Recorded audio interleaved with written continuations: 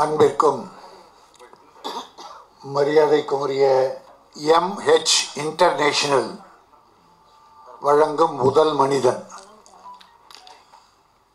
துணிச்சலோடு இந்த படத்தை தயாரிக்க முன்வந்த எங்கள் அருமை சகோதரர் ஹுசைன் இந்த கதையை தேர்வு செய்து மிகச் சிறப்பாக இயக்கி அதில் ஒரு பானை சோற்றுக்கு ஒரு சோறு பதம் என்பதைப் போலே இங்கே சில காட்சிகளை சில பாடல்களை மட்டும் நமக்கு போட்டு காட்டியிருக்கிறார் ராஜராஜன். அதன் இயக்குனர் மிகச் சிறப்பாக செய்திருக்கிறார் என்பது நமக்கு பெரிய நம்பிக்கை வந்திருக்கிறது. அவருக்கு பாராட்டுக்கள். இசை 3 பாடல்கள் அருமையாக இருந்தது. அதில் முதல் பாடல் மெலோடி ரொம்ப அழகாக இருந்தது.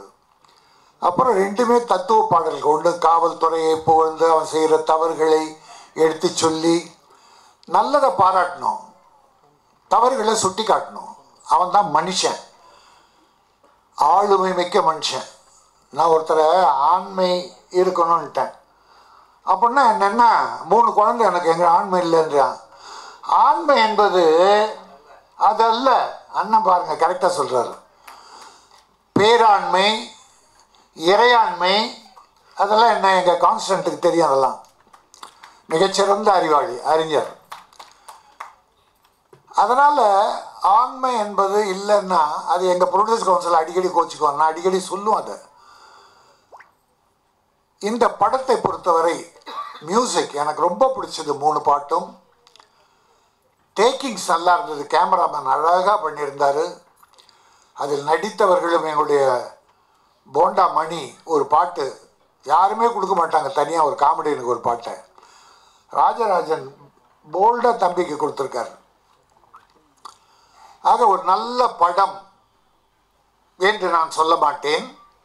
இது ஒரு நல்ல பாடம், மக்களுக்கு தருகின்ற ஒரு நல்ல பாடம். இதை திரையரங்குக்கு வர வேண்டும், மக்கள் பார்க்க வேண்டும், மகிழ வேண்டும். இந்த செய்திகள் சின்ன சின்ன நல்ல செய்திகள், மக்களை ஒற்றுமைப்படுத்துகிற செய்திகள். பாரதி சொன்னான், ஜாதிகள் இல்லையடி பாப்பான்னா. யாருக்கு சொன்னான்? பாப்பா கிட்ட சொன்னான். பெரியவங்க கிட்ட சொன்னால் ஏற்றுக்க மாட்டாங்க. அது ஏறாது. முத்திய மரம், அது இளம் மரம். குழந்தைகளுக்கு சொன்னா இங்கிருந்து வரட்டுமேன்னு. ஜாதிகள் இல்லையடி பாப்பா. எனக்கு தெரிஞ்சு சார் எங்கேயுமே ஜாதி இருக்கிற மாதிரி தெரியல. கிராமம் குக்கிராமம் என்ன சார் நீங்கள் என்ன இப்போ நம்ம யார் அவங்க தாழ்த்தப்பட்டோ அவங்களுக்கு வணக்கம் பண்ணுற காலமாக ஆயிடுச்சு. 2 பேரும் வணக்கம். ஆஃபீஸர்ஸ் எடுத்துங்க, ஒவ்வொரு ஆஃபீஸில் எடுத்துங்க. மேனேஜர் யார், கீழே இருக்கவங்க யார், சீக்கிரமாக ப்ரொமோஷன் யாருக்கு கிடைக்குது என்பதெல்லாம் இன்றைக்கி அரசியல் அல்ல, நடைமுறையில் உள்ளது. நாம் எல்லோ சகோதரிகளையும் வணங்குகிறோம், எல்லோரையும் சகோதரர்கள். மனிதம், எவன் மனசாட்சி உள்ள தர்மம் மிக்க அன்பு செலுத்துகிற மனிதம் நிறைந்தவனோ அவன் மனிதன். யாரையும் பிரித்து பார்ப்பவன் மனிதன் அல்ல. என்ன ஒரு கிறிஸ்டியன் படிக்க வச்சார். 4 வயசில் அப்பா இறந்துட்டாரு, அம்மாவால் படிக்க வைக்க முடியல. அப்போ மிஸ்டர் வாஷிங்டன் அவர் வீட்டுக்கு பால் ஊற்ற போகிற அம்மா மாடு வச்சு பால் கறந்தாங்க. அப்போ நான் அம்மாவுக்கு துணையாக இருக்கும்போது அவர் கூப்பிட்டு சின்ன பிள்ளையில் போய் இந்த வேலை பார்க்குற போய் படினார். அவரே சம்பளம். அப்போ 6 ரூபா சம்பளம் 6th. 7வது வரும்போது காமராஜ் இலவச கல்வி கொண்டு வந்தார் 56ல். காமராஜ் 8வது வரைக்கும் ஃப்ரீன்னாரு. அது அவரே சொல்லி சரி ஃப்ரீயாக படித்தேன், டீச்சர் ட்ரைனிங் போனேன். பிறகு அப்படி வாழ்க்கையில் முன்னேறினேன். படம் தயாரிப்பாளரான 9 படம் எடுத்தேன். இப்போ பேரரசும் நம்முடைய உதயகுமாரும் கண்டென்ட் கொடுக்குற கே ராஜன்றாங்க. பேரை சொன்னார், கண்டனம் தெரிவிக்கிற கே ராஜன்னாரு. நான் கண்டெய்னர் 6 கண்டெய்னர் எங்கே போச்சுன்னு தேடிக்கிட்டு இருக்கேன். இன்னும் கண்டெய்னரை காணும் சார். அது ஒரு சின்ன சுண்டலி இல்லை ஓடி மறைஞ்சிக்கிறதுக்கு. அது யார் மறைச்சாங்க? இவங்க மறைச்சாங்களா? அங்கே மேலே இருந்து பார்த்து கொண்டிருக்கிறானே அவன் மறைத்தானா? அவன் ஏற்றுக்கொண்டானா? அதை பார்த்து ஹைதராபாத்தில் இருந்ததுன்னு சொல்லிட்டாங்க. ஆக அப்படிலாம் இந்த நாட்டில் நடக்குது. அது மாதிரி ஒரு சின்ன சின்ன விஷயங்களை எடுத்து சொல்லியிருக்காரு எங்கள் டைரக்டர் உதயகுமார். எங்கள் நடிகர்களுக்கு நாங்கள் வந்து கேரவான் கொடுக்கறதுக்கே ப்ரொடியூசர் கஷ்டப்படுறான். முன்னெல்லாம் 1-2 கேரவான் ஹீரோ ஹீரோயினுக்கு இருக்கும். இப்போ ஒரு படம் எடுத்துக்கிட்டால் 12-13 கேரவான். அதையே நான் கண்டிக்கிறேன். இது வேற. அப்புறம் நயன்தாரா ஷூட்டிங் வந்தாக்கா 7 அசிஸ்டண்ட், ஒவ்வொருத்தருக்கும் 15,000. அப்போ 1 லட்சத்துக்கு மேலே ஒரு நாளைக்கு 50 நாள் ஷூட்டிங்னா 50 லட்சம் நயன்தாராவுடைய அசிஸ்டண்ட்டுக்கு கொடுத்துடணும். அவங்களுக்கு இப்போ 6 கோடியோ 7 கோடியோ. இங்கே இருக்கிற பிள்ளைங்களும் பாம்பேயிலேருந்து மேக்கப் பண்ண கொண்டு வருது. ஆண்ட்ரியான்னு ஒரு பிள்ளை, தமிழ்நாட்டு பிள்ளை, அது மேக்கப் மேன் எனக்கு பாம்பேயிலேருந்து வேணுங்குது. என் ப்ரொடியூசர் எங்கே போவான்? கடைசியில் உங்கள் எல்லாருக்கும் கொடுத்துட்டு அவன் நடுத்தரில் நிற்கிறான். எத்தனை ப்ரொடியூசர் கணக்கு வேணுமா? நீங்கள்லாம் நல்லா இருக்கீங்களா? நாங்கள் யாருக்காக சார் படம் எடுக்கிறோம்? என் வருத்தமெல்லாம் அதுதான். ஒரு படம் எடுத்தால் அவங்களுக்கு ஒரு 10% லாபம். சார் லாபமே வேணாம் சார், எங்களுக்கு அசல் கிடைக்க வேண்டாமா? அசல் கிடைச்சா எங்கள் ஆடு உசேன் அண்ணனுக்கு இந்த அசல் வந்ததுன்னா திருப்பி அவர் படம் தான் எடுப்பார். இது ஒரு சொறி பிடிச்ச மாதிரி சொரிஞ்சிக்கிட்டே இருக்க தோணும். ஆறிப்புட்டா கூட சொரியும் சார். இந்த படம் எடுத்து பழகிட்டாருன்னா அசல் வந்தால் மறுபடியும் அவர் படத்தில் தான் போடுவார். ஒரு 100-1000 தொழிலாளர்களுக்கு வேலை கிடைக்கும். இந்த நடிகர்களுக்கு வேலை கிடைக்கிறத பற்றி நான் கவலைப்படல. என் தொழிலாளிக்கு வேலை கிடைக்கணும், அதுதான் என் கவலை. இங்கே கேரவான் இல்லாமல் சார் சீட்டாடுறான் சார். கேரவானில் ப்ரொடியூசர் பணத்தில் பல நடிகர் நல்லாரும் சொல்லலாம். இப்போ ரஜினி சார் வந்தால் ஸ்பாட்லேயே இருப்பார் சார். ஷூட்டிங் ஷாட் முடிஞ்சால் ஸ்பாட்லேயே இருப்பார். சில நடிகர்கள் அப்படி இருக்காங்க. சிலர் போனால் செல்ஃபோன் பேசுறதுக்கே பல மணி நேரம். அப்புறம் 2 அசிஸ்டன்ட் போய் கூப்பிடணும். அங்கே செட்டெல்லாம் ரெடியான பிறகு போய் கூப்பிடணும். 1 மணி நேரத்துக்கு குறைஞ்சபட்சம் 2 லட்சம் 3 லட்சம் செலவாகுதுன்னா நீங்கள் வேஸ்ட் பண்ணுற நேரம் எவ்வளவு? நான் இப்போ இங்கேருந்து ஒரு புண்ணியவான கையெழுத்து கும்பிட்றேன். அவன் இங்கத்தி ஆள் இல்லை, கேரளா. மம்முட்டின்னு ஒரு ஹீரோ இருக்கார். மம்முட்டி நம்ம ஆள் இல்லை, நம்ம தேசம் இந்தியர், நம்ம சகோதர நாடு கேரளா. அதில் சூப்பர் ஸ்டார் மாதிரி மம்முட்டி இருக்கார் சார். அவர் சொந்தமாக ஒரு கேரவான் வாங்கிட்டு தமிழ்நாட்டில் ஷூட்டிங் வந்தால் கூட கேரவான் இங்கே வந்துடும் சார். டிரைவர் பேட்டா, டீசல் எல்லாமே அவர் போட்டுக்கிறாரு. ப்ரொடியூசருக்கு செலவு வைக்கிறது இல்லை சார். இப்போ நான் அவரை கையெழுத்து கும்பிடலாமா இல்லையா?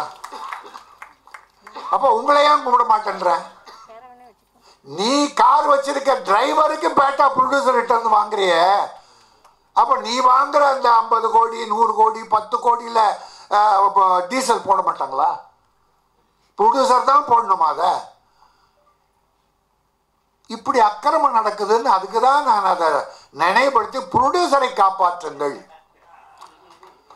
எல்லா செலவையும் ஐயோ நீ அதை விட சில ஹீரோஸ் இருக்கா, சிலர் தான், எல்லாரும் இல்லை.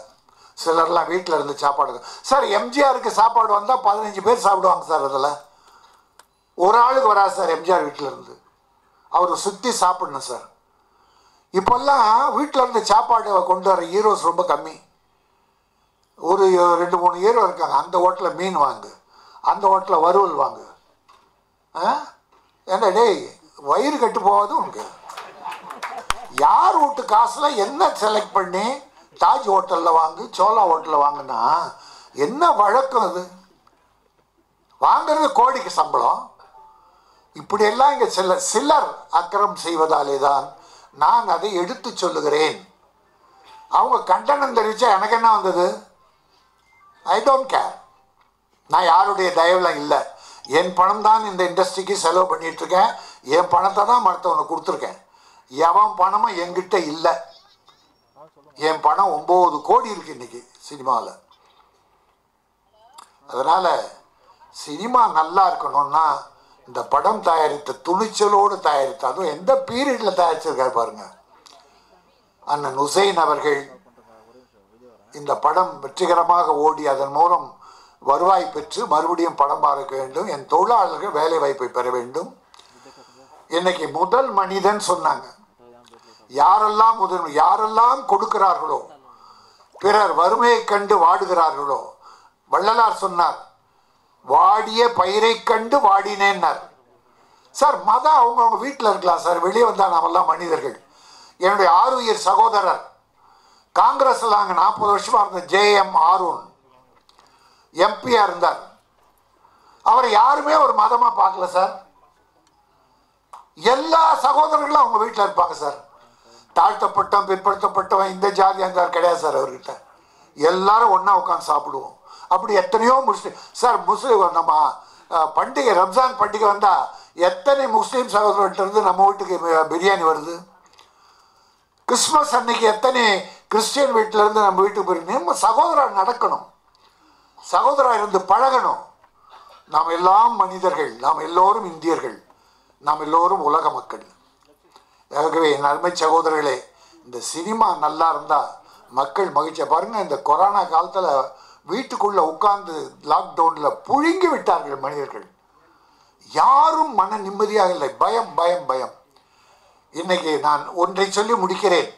சினிமா நன்றாக இருக்கிறது, மக்கள் நன்றாக இருக்கிறார்கள், நல்ல படங்களை பார்க்க மக்கள் தயாராக இருக்கிறார்கள் என்பதற்கு சான்று இப்போ கொரோனா காலத்தில் ஓடின டாக்டர்ன்ற படத்துக்கு மக்கள் பெருவாரியாக போய் பெரித்த லாபத்தை உண்டாக்கி விட்டார்கள்.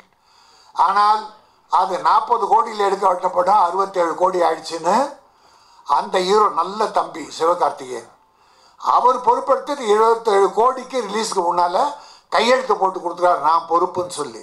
அப்போ 40 கோடியில் முடிய வேண்டிய படத்தை 67 கோடி வட்டி கட்டி கொஞ்சம் ஆயிருக்கலாம். ஆனால் எப்படியோ ஒரு 10-20 கோடி அதிகமாக்கியது யார்? அந்த ப்ரொடியூசரை நடுத்தரில் நிற்பது யார்? சில டைரக்டர்கள். ஒரு கணக்கு போட தெரியல, வியாபாரம் என்னன்னு தெரியாது.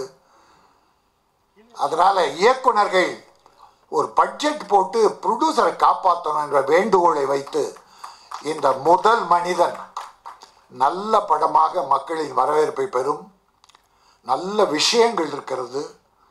அதை தயாரித்த அண்ணன் உசைன் அவர்களை வாழ்த்துகிறேன். டைரக்டரை வரவேற்கிறேன். அவருக்கு அடுத்து படம் வரணும். Music director and cameraman, technicians, அதில் நடித்த ஹீரோயினிகள் அத்தனை பேரும் வாழ்த்துகிறேன். ரொம்ப பாராட்டினாங்க. ஹீரோயின் இந்த படத்துக்கு வந்து மேடையில் உட்காந்துருக்காங்கன்னு. ஒரு 2-3 படத்துக்கு வருவாங்க. அப்புறம் திரிஷா மாதிரி அதை திரிச்சான்னு வச்சுங்க, ஒன்றுமே இல்லை. நடித்த படத்துக்கு வரமாட்டேன், 15 லட்சம் கொடுன்னு கேட்கு சார். ஆடியோ ஃபங்க்ஷனுக்கு வர்ற எனக்கு இந்த மாதிரி ஒத்துழைக்கிற பிள்ளைகள் எல்லா படமும் போகணுமா உங்களுக்கு? சார் இந்த படம் வெற்றி பெற்றால் முதல் லாபம் யாருக்கு தெரியுமா? ஹீரோயினி. முதல் லாபம் 10 காசு முதலீடு அவங்களுக்கு கிடையாது. இப்போ ராஜராஜன் இந்த புதுமுகங்களை இயக்க எவ்வளோ கஷ்டப்பட்டிருப்பார். அஜித்தை முதல் படத்தில் இயக்கிறதுக்கு அந்த டைரக்டர் எவ்வளோ கஷ்டப்பட்டிருப்பார். இன்னைக்கு வெற்றி பெற்ற பிறகு ஆடியோ ஃபங்க்ஷன் நான் வரமாட்டேன் அப்படின்னு யார் சொன்னாலும் அது திமிரின் வெளிப்பாடு. அவர்கள் நான் வன்மையாக கண்டிக்கிறேன். பக்கபலமாக தயாரிப்பாளருக்கு படம் முடிந்து ரிலீஸ் ஆகிற வரைக்கும் இருக்கணும். சரத்குமார் பெருசாக ஒத்துழைப்பார் சார் ப்ரொடியூசருக்கு. அப்படிப்பட்ட ஹீரோக்களும் இருக்காங்க. நன்றி, வணக்கம்.